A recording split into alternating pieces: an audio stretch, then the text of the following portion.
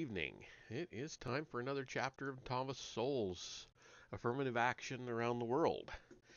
We're on chapter 3. There are only 7 chapters. He writes, well, the books aren't always real short, but they're not very many chapters.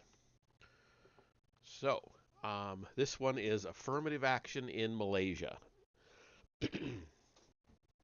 So,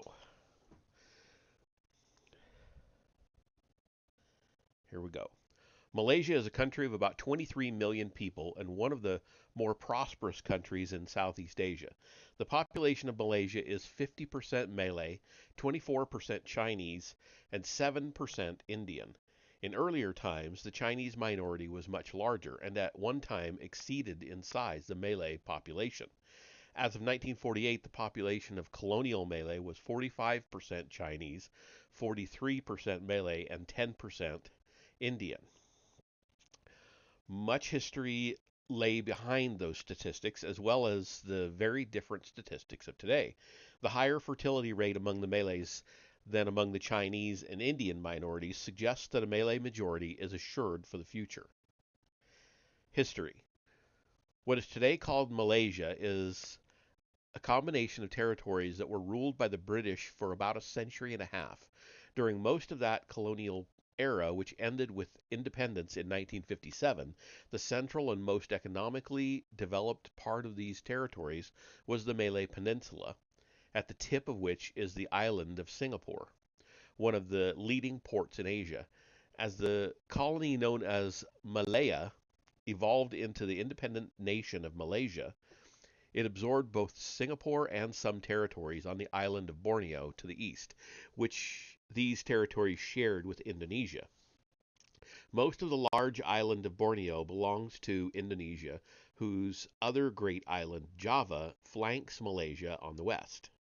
While the two largest ethnic groups in Malaysia are the Malays and the Chinese, there's also a small Indian minority, mostly Tamils. I guess I pronounced that right. Tamils. Tamils. Tamils, I guess, is probably closer. And other indigenous peoples who, together with the Malays, make up the Bumiputeras, or Sons of the Soil, for whom special provisions are made by the government. Although Malays are just half of the population of Malaysia, all the Bumiputeras put together add up to 61% of the country's population. In times past, the country's changing demography had much to do with its changing political structure. The first of these demographic changes began in the early 19th century when immigrants began arriving from China. British ruled Malaysia was just one of the countries in Southeast Asia to which vast numbers of immigrants from China moved during the era of European imperialism. These Chinese immigrants were typically poor and illiterate, and so started at the bottom, working in hard, dirty, and menial tasks that the indigenous peoples of the region largely disdained. In British ruled Malaya, the Chinese provided much of the labor of field hands working on rubber plantations, while people from India predominated among the miners working in the country's tin mines, as Malaya became and remained for many years the world's leading producer of these two products. The capital and management for these enterprises were supplied by Westerners, while the labor was supplied by the Chinese and Indians, leaving little role for the Malays in the development of their own country's modern sectors. However, the Malays owned land, and thus many were in a position to spurn the lowly and arduous jobs filled by the poverty-stricken Chinese and Indian immigrants. Where some Malays did work alongside the Chinese on rubber plantations, their output per worker was less than half that of the Chinese. As the inflow of immigrants from China continued over the years and generations, the Chinese population of the Malay states rose from an estimated 100,000 in 1881 to more than a million just 50 years later. By 1941, the Chinese outnumbered the Malays in British Malaya. Although the Chinese began at the bottom economically, their frugality enabled them to begin to move out of the ranks of laborers by setting up small businesses, usually tiny retail shops. While more than half of all the Chinese in Malaya in 1911 were laborers, either in agriculture or in the mines, just 20 years later only 11% were still in those occupations. Even as they rose economically, however, the Chinese remained socially very separate and distinct from the indigenous Malays. The two groups spoke different languages, had different religions, and wholly different lifestyles. The frugal Chinese lifestyle, for example, was very different from that of the Malays, who were known for free spending and for going into debt for the sake of social celebrations. Population growth rates and infant mortality rates among the Chinese were both roughly half of these rates among the Bunaputeras. Given the many cultural differences among the various groups in Malaysia, it is not surprising that there have been very few interracial neighborhoods or interracial marriages in colonial Malaya or in the independent nation of Malaysia. Over the years and generations, the Chinese built up businesses across Malaya, creating whole new industries in the process. In addition to innumerable small retail establishments, the Chinese also went into some larger ventures. For example, in 1920, Chinese owned mines produced nearly two-thirds of the tin in Malaya, though Europeans later overtook them in tin production. Retail trade, however, continued to be dominated by the Chinese, who eventually came to own 85% of all retail outlets in the country. Although the Chinese had begun in Malaya much poorer than the Malays, their incomes rose over the years until they were earning more than double the average income of the Malays. Most of the capital invested in the country was owned by foreigners, but among the domestically owned corporate equity, most was owned by the Chinese. Malaysia exhibits on a national scale patterns already seen in India's states of Assam, Maharashtra, Andhra Pradesh, and Karnataka. Local people outperformed by outsiders, whether in education, in the labor force, or in business and industry. This situation produced the same explosive resentments found in India and in other countries, and ended with similar demands for preferential policies for those who could not meet the competition of the outsiders. The Malays already enjoyed some preferential treatment under British colonial rule. Non Malays faced strong restrictions against owning land in Malaya, and the colonial government provided free education for Malays while leaving others to educate their children however they could. Malays were also preferred for jobs in the colonial bureaucracy. Despite preferential treatments for Malays, however, the Chinese continued to outperform them. A higher percentage of Chinese children than Malay children received an education, even though the Chinese had to pay for their own private schooling.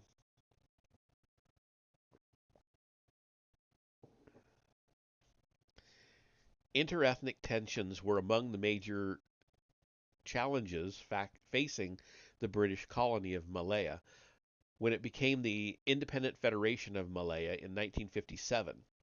Later, after the addition of Singapore and other territories, the Federation of Malaya became the nation of Malaysia. The country's constitution guaranteed the political supremacy of the indigenous Malays both directly and by weighting votes in rural areas where the Malays predominated, more heavily than votes in the city where the Chinese were in the majority. The close similarity in population sizes between the Chinese and the Malays at that point made the Malays uneasy about maintaining that supremacy in the future. The Chinese were already demanding equal treatment for all citizens of Malaysia, while the Malays wanted to maintain and expand preferential treatment for themselves and other indigenous people as Bumiputeras, or sons of the soil. This interethnic strife was resolved by one of the most remarkable political decisions. Singapore was expelled from Malaysia in 1965, one of the few times in history when a country has voluntarily divested itself of part of its own territory. Because Singapore had a heavily Chinese population, its expulsion left Malaysia with a comfortable Malay majority, which was the whole point of the action. Now Malays held unchallengeable political control of Malaysia. I didn't know that. Politics and preferences. Malaysia's major political parties have been ethnic parties. The United Malay Nationalist Organization, the UMNO, being the largest of the Malayan Chinese Association, with the Malayan Chinese Association, and the Malayan Indian Congress, representing the two principal minority groups. In other countries around the world, political parties representing a single ethnic group each have been promoters of polarization. In Malaysia, however, these three ethnic parties formed a political coalition known as the Alliance Party, seeking sorry, it's jumping around on me here, seeking to mollify all segments of the society. The mutual accommodations growing out of coalition politics were challenged by other ethnic parties, each demanding more for its own respective group. Yet none of these more militant ethnic parties has succeeded in displacing the ruling coalition parties, which have held power in Malaysia from the moment of its independence onward, and the country's prime ministers have all been ethnically Malay. Government policies steered a middle course between equal rights for all, both politically and constitutionally unattainable in Malaysia, and extreme demands for an Islamic state and suppression of Chinese economic activities. The initial compromise included a continuation and expansion of preferences for the Malays in government, with various symbolic recognitions of Malay supremacy and a raising of taxes largely from Chinese and foreign businesses, to be spent largely to benefit Malays. Meanwhile, there was a more or less free hand for the Chinese, the Indians, and others in the economy, and admission to university education was by performance standards that were the same for all, with admission to the University of Malaysia being determined solely on the basis of examination results. Malays gained only 20% of the places, and most of the non Malay students were Chinese. In the Malaysian Air Force, more than half the officers were Chinese in 1969. Another feature of the Malaysian political landscape has been draconian emergency powers of the government, partly a holdover from colonial days when the British had been fighting a communist guerrilla movement. Now these laws could be and were invoked whenever the government wished to suppress any public questioning of the country's racial policies. This severe limit on free speech was also a severe limit on the kind of racial demagoguery that has torn other multi-ethnic countries apart.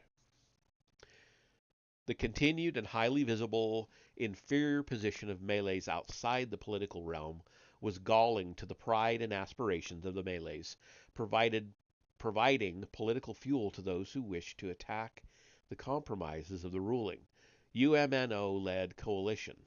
However, when the coalition won a close victory in the elections of 1969, some jubilant Chinese began celebrating in the streets, setting off riots by angry Malays that changed the whole future direction of the country. Malay mobs attacked Chinese and killed hundreds of them, with thousands more being made homeless. In order to further mollify the Malays and spare the country more bloodshed, the government launched a sweeping set of programs called the New Economic Policy, designed to achieve what is called racial balance, quote unquote.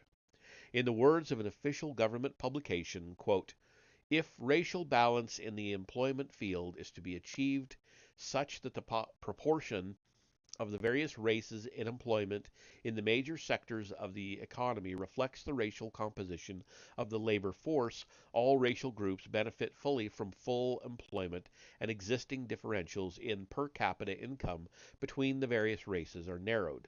Then intersectorial movements of labor, as well as movements to higher productivity activities within sectors of a sizable order will be necessary. End quote.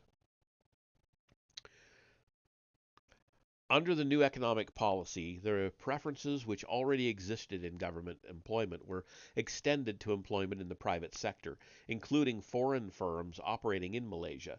In addition, the new economic policy set as a goal the transfer of 30% of all corporate stock in Malaysia to Malays, either individually or to the government acting in the name of the Malay population. As of the as of the time this goal was set, Malays owned less than 2% of the country's corporate equity. They did not reach the goal of 30% ownership by the target date of 1990, but they did reach 21% by 1995. However, the composition of those who benefited was biased towards elites whose political support was important to the ruling coalition. Quote, Malay business people, virtually all of whom had UMNO connections, were given preference in obtaining licenses, credit, and government contracts. As part of the strategy to increase Malay participation in the modern economy, the government forced established Chinese and foreign enterprises to restructure in such a way that at least 30% of their shares would be owned by Malays, either government agencies acting on behalf of the Malay community or private Malay business people. Enterprises that failed to restructure found it increasingly difficult to renew necessary licenses or obtain contracts with the expanding state sector. The normal way for large companies to restructure was through the issue of new shares that were made available to Malay purchasers at below par prices. End quote.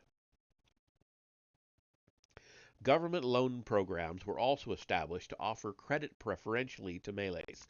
Educational preferences for Malays were also greatly expanded.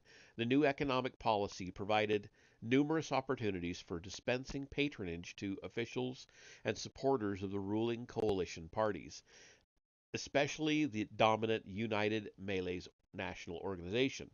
For example, UMNO politicians have often had their own business enterprises which receive preferential treatment from the government. A World Bank report on the issuance of housing licenses in Malaysia called it, quote, an easy route to instant wealth, end quote, for politicians. While members of parliament and state assemblies had special opportunities to profit from the new economic policy, benefits were also passed down to lower level officials of government and of the ruling parties, as well as to their supporters. Preferential access to taxi or trucking licenses for Malays became, in practice, preferential access to those Malays who were members of UMNO or relatives or proteges of UMNO officials. Moreover, people who spoke out in opposition to the ruling coalition could find government benefits denied or discontinued for themselves or their localities. Loans to give Malays preferential access to credit to start businesses often became, in practice, gifts because of a widespread feeling that these quote unquote loans do not have to be repaid. This was especially so when, quote, the debtors drawn largely from the ranks of the local ruling party stalwarts are well nigh untouchable, end quote. Similarly, with the state economic development corporations of the 300 oh, that was a statement. Similarly with the state economic development corporations. Of the 314 companies set up by the SEDCs, less than a third made a profit in 1982, while 125 operated at a loss and 86 did not even bother to file reports. In short, Malaysia's preferential policies, like those in other countries, tended to benefit primarily those who were already well off and well connected. Even Chinese developers with connections to Malay politicians benefited from government housing programs. The country's program to eradicate poverty likewise tended, quote, to benefit the relatively better off in rural areas, end quote. Although preferential hiring of Malays for government jobs had existed since colonial times, Malay predominance in administrative and non-professional occupations did not extend to the scientific, professional, and technical branches of government, where the Chinese and the Indians continued to dominate for some time, even after independence. This predominance of the Chinese in the private economy and in those government functions requiring higher levels of scientific, technical, or professional skills was too overwhelming to go unnoticed. Malaysia was not a poor country like India. The Malays' problem was not hunger or grinding poverty, but was rather the fact that they were clearly outshone by others. The new economic policy was designed to remedy these embarrassing ethnic imbalances in educational institutions and in the economy. Like so many other preferential programs, the new economic policy was initially designed to be temporary. It was set to expire in 20 years, but, like those in India and Pakistan, has continued on long past the projected cutoff date.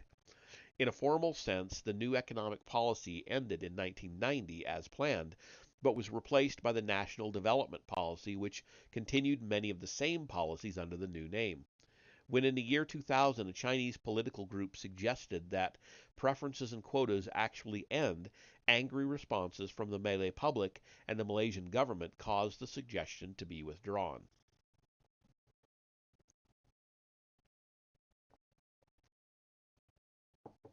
Educational differences and changes.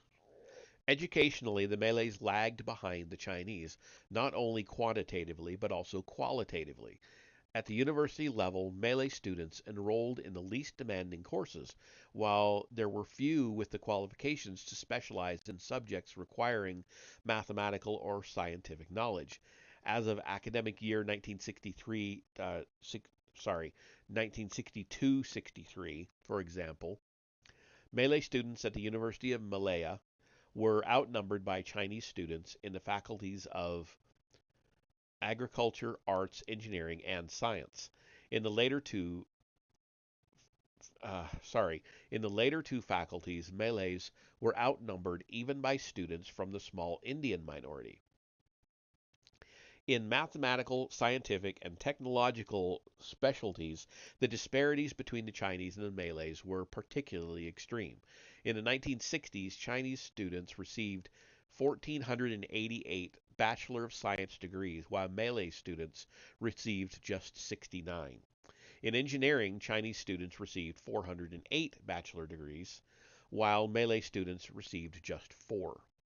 Although the government assured other Malaysians, quote unquote, that the new economic policy to advance the indigenous Bumiputeras would not adversely affect the minorities, the changes had a particularly adverse effect in education. Among the changes in the rules was the imposition of the Malay language as the medium of instruction in schools and colleges, and the ending of admissions to the country's universities on the basis of individual performance. Both changes had devastating impacts on the Chinese and Indian younger generations. Under the new admissions policy, the number of Chinese students attending the University of Malaysia declined absolutely between 1970 and 1980, despite an increase in the total number of university students during that decade. The total number of degrees received by students of Chinese ancestry in the country's institutions of higher education declined during the decade of the 1970s, even though the total number of degree recipients in Malaysia more than doubled. The conversion of English language public schools into Malay language schools began in 1970 with the first grade of primary school. Each year, another grade was converted until the process was completed in 1982. The Chinese and Indians, long used to being educated in English and seldom being fluent in Malay, found it more difficult to attend the government provided schools and to master materials taught in a different language. While 72% of Malay students with 6 years of education passed a composition test in the Malay language in 1991, only 33% of the Chinese students and 19% of the Indian students passed. In mathematics, 87% of the Malay students passed, while only 57% of the Chinese students and 50% of the Indian students passed. In view of the prior record of achievements in education, by the Chinese especially, clearly these new results reflected problems created by the new language policy rather than academic deficiencies in the students.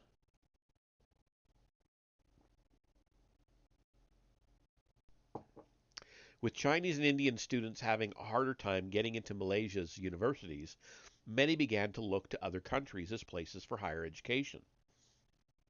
By 1980, tens of thousands of students from Malaysia had left the country to study at the university level. Three-fifths of these students were Chinese. A majority of all Indian students seeking higher education also left Malaysia.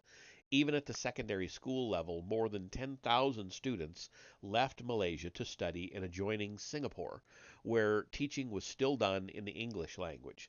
Some of those who studied abroad stayed abroad. A partial reversal in language policy occurred in 1993 when the Prime Minister of Malaysia announced that instruction in English at the university level would be permitted in the field of science, technology, and medicine, fields where apparently it was difficult to get enough Malays to replace the Chinese and the Indians, and where there was a shortage of highly skilled personnel. In August 2001, the government announced that university admission would again be based on individual performance.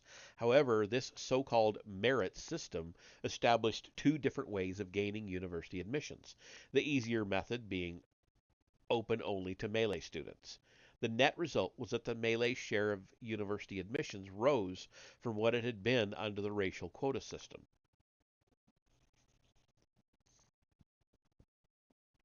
Economic differences and changes. Expanded preferences for the Bumaputeras, or sons of the soil, took place during a period of rapid expansion in the Malaysian economy. Over the period from 1971 to 1990, Malaysia's annual rate of economic growth averaged 6.7%, which then escalated to 8.7% over the next 5 years. During that whole period, real per capita income in Malaysia more than tripled. The official poverty rate declined from 52% in 1970 to 17% in 1990 and fell under 10% by 1995. In short, Malaysia's growing sons of the soil preferences took effect during an unusually favorable economic climate. This permitted the indigenous Malays to have both an absolute and a relative rise economically without requiring the Chinese to suffer an absolute decline in the economy as they did in educational institutions. Before the new economic policy went into effect in 1971, Malay income was a little less than half of Chinese income. 28 years later, there were apparently modest changes in relative incomes. However, official statistics have used changing definitions over the years, making comparisons inexact. The statistics are suggestive rather than definitive, in part because the earlier data are for Malays and Chinese in peninsular Malaysia, and later data compare Bunaputeras, which include some indigenous non-Malays, and cover the whole of Malaysia, including communities on the island of Borneo. Mean income is compared rather than median income, simply because data for the latter are unavailable from the later 5-year plans. However, the relative ratios showed little or no differences between mean and median percentages during the years when both were available. In any event, see Table 1. We'll get to Table 1 when we get to Table 1. What the data suggests is that changes in the relative incomes of the Chinese and the Malays after the new economic policy was instituted have not been dramatic. Malay income as a percentage of Chinese income increased by 3%, by 3 percentage points during the decade of the 1970s, and Bunaputera income increased by 5% percentage points in the later era with a different base year. However, this is not to say that the total increase was 8 percentage points. In the one overlapping year, 1979, there was a 5-point difference between the percentages in Table 1 and those in Table 2. So the data in the two tables cannot be added because they are not comparable for the same year. Okay, so I am going to show you this um, these two charts. So share screen, there we go. So table 1, Mean monthly incomes of Malays and Chinese. You see the years 70, 73, 76, and 79. $172 up to 309 for the Malays, 394 up to 659 for the Chinese, and then the percentages. And then here is mean monthly income of Bunaputeras and Chinese, 79 through 99. Um, and apparently they're using a different monetary. There's dollars, then it switches to ringgit. Um, I can only assume that is like the Malaysian um, money. I don't know. Okay, getting back to reading here. I've never heard of a ringgit. Okay, I'm going to read what was below that second one. It says sources: Fourth Malaysia Plan, 1981 to 1985, Kuala Lumpur, National Printing Department, 1981, page 56. Fifth Malaysia Plan, 1986 to 1990, Kuala Lumpur, National Printing Department, 1986, page 99, Buku to Tahunan Perangkan, Yearbook of Statistics, Malaysia, 2001. Department of Statistics, 2001, page 226. So that's where he got the stuff for the charts. I don't know if you cared about that, but that's what it said. Okay. There are a number of other factors at work besides group preferences during this era, which might have influenced whatever income changes took place. Between 1970 and 1995, the Malaysian economy evolved from being one where a majority of people worked in agriculture and forestry to one in which fewer than one-fifth did. Since the Chinese were already predominantly urban at the beginning of this period, this meant that it was the Malays whose rural-urban mix was changing dramatically. This in turn affected the relative incomes of the two groups. Since urban incomes have consistently been substantially higher than rural incomes in Malaysia, as in other countries, therefore a mere shift of population from the countrysides to the towns would itself raise the Malay income as a percentage of Chinese income nationally, whether or not there were affirmative action policies and whether or not those policies had much impact on the average Malay. The emigration of Chinese professionals and Chinese capital from Malaysia in the wake of the new economic policy is another factor of unknown magnitude in its effects on the relative incomes of the Chinese and the Malays. Between 1976 and 1985, an established $12 billion worth of capital left Malaysia more than half owned by the Chinese. If the Chinese who emigrated from Malaysia were more prosperous than those who remained, as seems quite possible, then that would also affect the relative income of the two groups as an indirect effect of group preferences. Separating out the effect of preferences and quotas is complicated in Malaysia as in other countries by the fact that a dramatic increase in education among the preferred group preceded these policies. The number of children attending the government's secondary schools increased by 73% in the 5 years before 1970, that is, before the new economic policy escalated Malay's preferences. That number jumped another 86% during the decade of the 1970s and by another 56% during the 1980s. The expansion of enrollments in higher education during these years further complicates any attempt to assess how much of the income changes were due to sons of the soil preferences as such. Certainly, policy changes did not take place in an unchanging environment.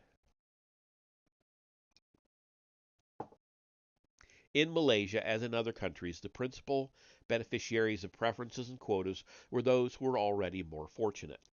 An early empirical study of the effects of the new economic policy concluded that at most 5% of the Malays benefited from such policies.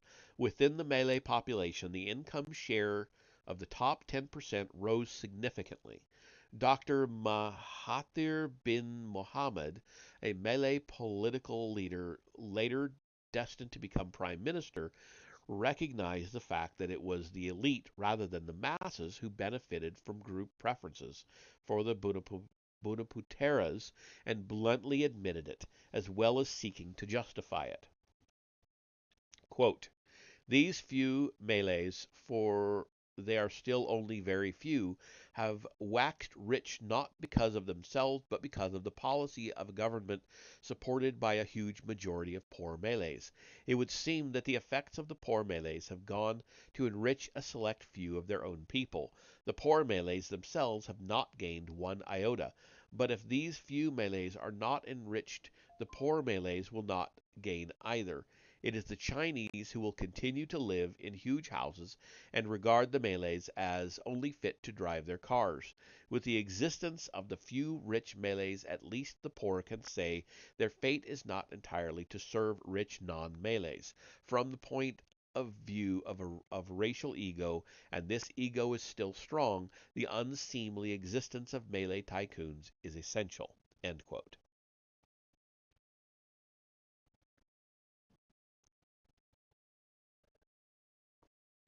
With the passing decades, Malays began to move into areas where they had been greatly underrepresented before.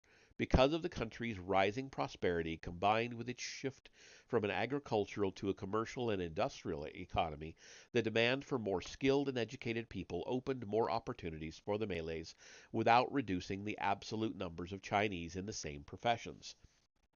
For example, Malays were only 4% of all engineers in Malaysia in 1970 before the new economic policy went into effect, but this rose to 24% a decade later and then to 35% of the engineers in Malaysia by 1990. Yet, even at this later date, the Chinese were 58% of the engineers. 5 years later, Malays were 38% of the engineers, and the Chinese 55%. Excuse me. And yet, both groups now contained more engineers in absolute numbers, with their combined totals of engineers having risen nearly 50% in the years between 1990 and 1995. It was much the same story in the medical profession. Malays were just 4% of the doctors in Malaysia in 1970, but by 1995, Malays rose to become 28% of the doctors, and again, there were both more Malay doctors and more Chinese doctors in 1995. In the year 2000, the distribution of the principal ethnic groups in various professional occupations was as follows, and we have another table. I'll read what's under it first. It says source Buku Tahunan Perangkan Yearbook of Statistics, Malaysia 2001, Department of Statistics 2001, page 215. I know you probably don't even care about that, but it's in the book. I'm going to read it. So here is this next table. So we've got architects, accountants, engineers, doctors, and lawyers, the Bumiputera, the indigenous people, the Chinese, and the Indians. Um, the Indians trailing in every category. Bumiputera, yeah, trailing in some things. Definitely in accountants. Well, and that is in 2000. Although the goal of increasing the share of corporate capital owned by the Malays was not reached by 1990 as originally planned, a considerable change in the shares owned by different ethnic groups was visible. The Malay share rose from 2% in 1969 to 19% by 1990. This included about 5% owned by the government in the name of the Bumaputeras. At the same time, the Chinese owned 46% of the corporate capital, a little more than that owned by Malays and foreigners combined. By 1995, however, the Chinese share had fallen to 41%, while the Malay share rose to 21%, with the foreign share at 28%. Nevertheless, all of them had more capital in absolute amounts, as the corporate capital in Malaysia grew by 11% per year. In short, a rapidly growing Malaysian economy, especially in its modern and industrial sectors, has allowed the Malays to advance economically both absolutely and relative to the Chinese, without the Chinese having to suffer absolute declines in income or occupation or ownership of capital. Only in governmental institutions did the Chinese suffer absolute declines as a result of preferential policies for the Malays. This was in keeping with patterns found elsewhere around the world, where preferential policies have had their strongest effects within government and in government controlled institutions. Excuse me. In 1971, a 1971 survey showed that most Malay doctors, lawyers, engineers, and other such professionals were employed by the government, while most Chinese in the same professions were employed in the private sector. Moreover, within government, Malay advancement took place at the expense of the Chinese. Between 1969 and 1973, 98% of the new government employees were Malays, including the armed forces, makes that 99%, while the total number of people in Malaysia's police force and the military expanded substantially between 1969 and 70 and 1974 and 80. The to 80, sorry. The number of non-Malays in both organizations declined absolutely. Similarly, in the government-controlled universities, as already noted, the number of Chinese students declined absolutely between 1970 and 1980, even as the total number of students there was increasing. Singapore. Although Singapore is an independent city-state, its experience is relevant to that of Malaysia, not only because it was once part of Malaysia back in the early 60s, but also because the same two principal racial ethnic groups, Malays and Chinese, comprise the great majority of its population. As of 1995, 77% of the people in Singapore were Chinese, 14% Malay, and 7% Indian. Singapore is one of the principal ports in its part of the world, handling nearly one-fourth of Malaysia's exports, in addition to its own exports. Singapore is also one of the most prosperous countries in Asia, with a per capita gross domestic product more than 5 times that of Malaysia.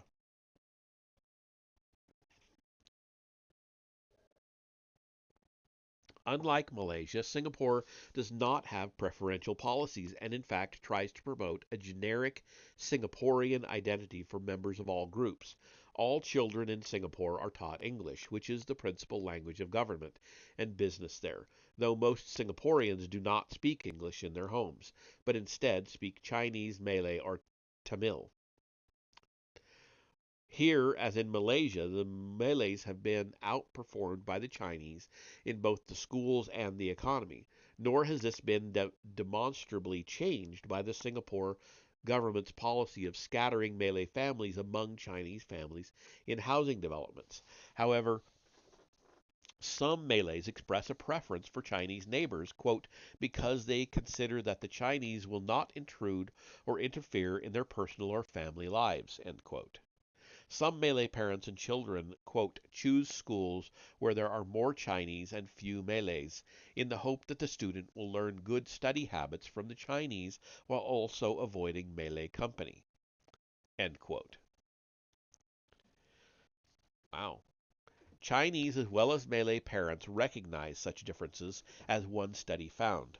Quote, some parents note with pride that their children have mostly Chinese friends because they mix with few Chinese students at school and avoid Malay company. I'm sorry, I misread that. Mostly Chinese friends because they mix with fellow Chinese students at school and avoid Malay company in the neighborhood. In the process of attempting to gain social mobility through education, it is not only non-studious children who must be avoided, but Malay children in general, since non-studiousness is a trait taken by Malays as well as non-Malays to characterize Malays as an ethnic group, end quote. While it is fashionable in some quarters to dismiss such views of groups as stereotypes, the people who hold these views are in daily contact with the groups in question, while those who dismiss their beliefs are often far removed from the scene. Moreover, the same view is shared by both ethnic groups in this case. Although Singapore and Malaysia follow entirely different policies as regards ethnic groups, both have for many years avoided intergroup outbreaks of violence of the sort plaguing India and other countries. The common factor behind relative peace between the Chinese and the Malays in the two places cannot be affirmative action because Singapore does not have affirmative action. What both governments do have are very severe repressions of free speech, preventing individuals from following careers as racial agitators or fomenters of intergroup strife. Both countries have also had long periods of economic prosperity. A minor flap erupted in 2001 when Singapore's Prime Minister pointed out that Malays in Singapore are economically better off than Malays in Malaysia. More Singaporean Malays have an upper secondary or higher education than do Malays in Malaysia. Accordingly, a higher percentage of the Malays in Singapore have administrative or professional jobs.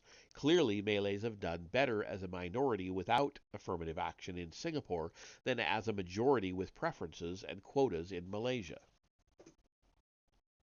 Summary and implications.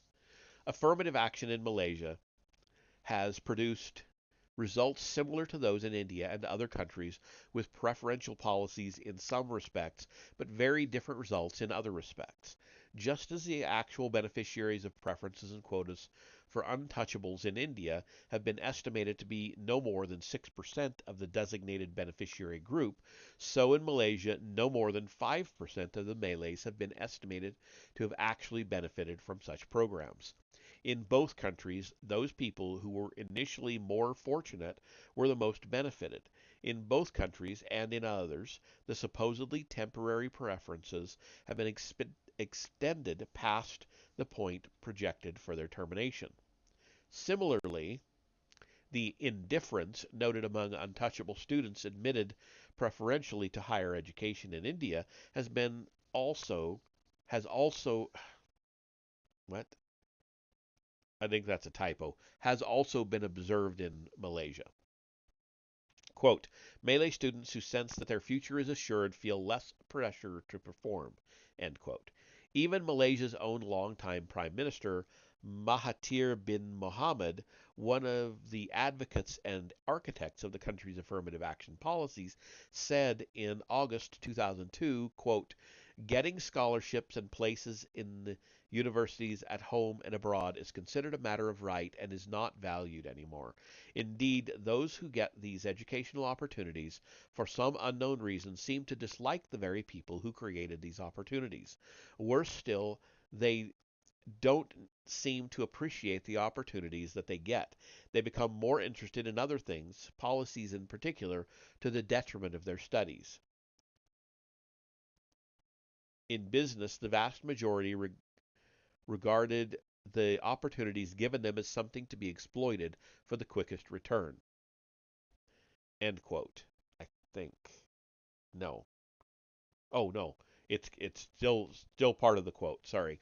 Very early on, they sold off their opportunities in order to become sleeping partners in an arrangement known cynically as Alibaba, in which Ali merely obtains the licenses, permits, shares, or contracts and immediately sells these to non-Malays, mainly Chinese. They learned nothing about business and become even less capable of doing business and earning an income from their activities. End quote. That is where it actually ends. Sorry. Dr. Mahathir declared, quote, I feel disappointed because I achieved too little of my principal task of making my race a successful race, a race that is respected, end quote. In other respects, Malaysia has had one of the most successful programs of affirmative action in the world, where success is defined solely in terms of the relative advancement of the designated beneficiary group and avoidance of the kind of widespread violence found in India and elsewhere. But Malaysia has paid the price in other ways. Draconian sedition laws stifle public criticisms of the preferential policies and of racial policies in general. Educational standards declined in the country's universities after student admissions and faculty hiring were no longer based on individual performances, but on group membership. Shortages of highly trained people in highly technical fields have developed as members of those groups who previously excelled in these fields have been systematically kept out of the universities and have often left the country for their education and not returned. However, like some other countries promoting group preferences and quotas, Malaysia did so in the name of national unity, quote unquote. However little unity it actually produced, or however much disaffection it created. While the degree of success of affirmative action in Malaysia compares favorably with that of similar programs in other countries today, it is not historically unique. Similar success in terms of benefiting one group at all costs was achieved by apartheid in South Africa and by the racial laws in Germany under the Nazis. What has yet to be achieved is similar success, quote unquote, in democratic nations with freedom of speech. Moreover, even in Malaysia, the benefits of preferential policies have gone disproportionately to those who were already more fortunate. Nor is it clear, after more than 30 years of such policies, that even the fortunate Malay beneficiaries have reached the point where they are able to compete on equal terms with members of the Chinese or Indian minorities. Prime Minister Mahathir, who had declared in 1966 that Malays must become prepared to compete with other groups on equal terms, declared on August 2000, quote, "There are some who think that they can progress on their own. They are mistaken. Without the government's help, those who think they are strong will fall flat." End quote. Moreover, he was keenly aware of the explosive dangers of allowing racial agitators to stir up the country's various groups against one another, creating a conflagration that would engulf us all, quote unquote. The history the history of many multi ethnic societies around the world makes this no idle paranoia, especially where one group's achievements have greatly outstripped another's, as in Fiji, Sri Lanka, India, Rwanda, and much of pre World War II Central and Eastern Europe, where envy and resentment of Jews was stirred up to a fever pitch that culminated in widespread cooperation with the Holocaust run by the Nazis, but with a chilling amount of cooperation from others in Eastern Europe. If there is any lesson from the history of affirmative action in Malaysia, it is that extraordinary economic prosperity and growth, combined with extraordinary repression of free speech, can make preferential programs politically viable and repress mass intergroup violence. But to say that the country as a whole is better off with affirmative action would be to ignore many counterproductive consequences. The fact that the adjoining city-state of Singapore, which has no affirmative action program, has likewise had extraordinary prosperity and extraordinary repression of free speech, as well as being ruled by one political party in power since its independence decades ago, suggests some of the other factors responsible for racial peace between the Malays and the Chinese. Neither country's experience can serve as a guide to racial peace in countries where free speech and other democratic rights prevail.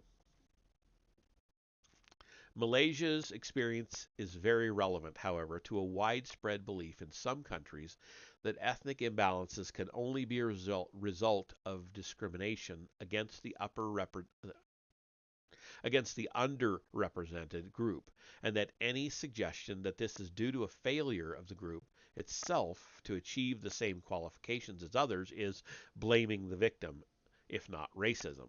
No one in Malaysia has been in any position to discriminate against the Malays or to victimize them otherwise. When admission to the University of Malaysia was based on individual performance, this university was run by Malays and was responsible to a government that was also run by Malays. Yet Chinese students predominated in many areas of the university, and even the small Indian minority supplied more students than the Malay majority in some fields. there were simply not enough qualified Malays. Even after the imposition of some of the soil preferences for their benefit, there were still not enough qualified Malays. Oh, I think it's sons of the soil. It's a typo. Sons of the soil preferences for their benefit. There were still not enough qualified Malays in scientific, medical, and technical fields to satisfy the Malaysian government, dominated by Malays, leading to a reversal in language policy in 1993. A reversion to an admissions policy based on individual achievement in 2001 further strengthens the conclusion that even a government dominated by Malays found the qualifications of Malay students inadequate. The fact that some groups are less qualified than others cannot be arbitrarily dismissed as a mere stereotype or perception by outsiders, nor are performance differences limited to academic performances. According to the Straits Times, published in Singapore in January 2002, Malaysia's Prime Minister Mahathir, quote, lamented the fact that Bumiputeras are not serious in completing government projects because they tend to sell them to second, third, and fourth parties. According to the Prime Minister, nearly 85% of the projects have not been completed. And that is the end of that chapter. So next time, Friday, we move on to affirmative action in Sri Lanka.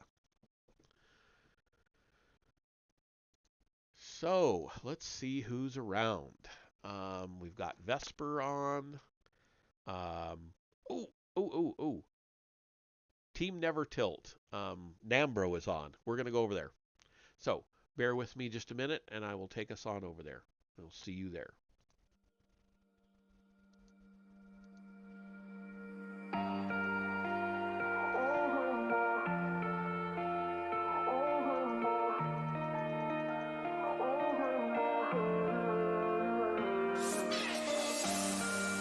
Shattered skies, watching teary blue eyes. Wonder where. Okay, never mind. He is ending his stream. So we're gonna go somewhere else. Vesper's on.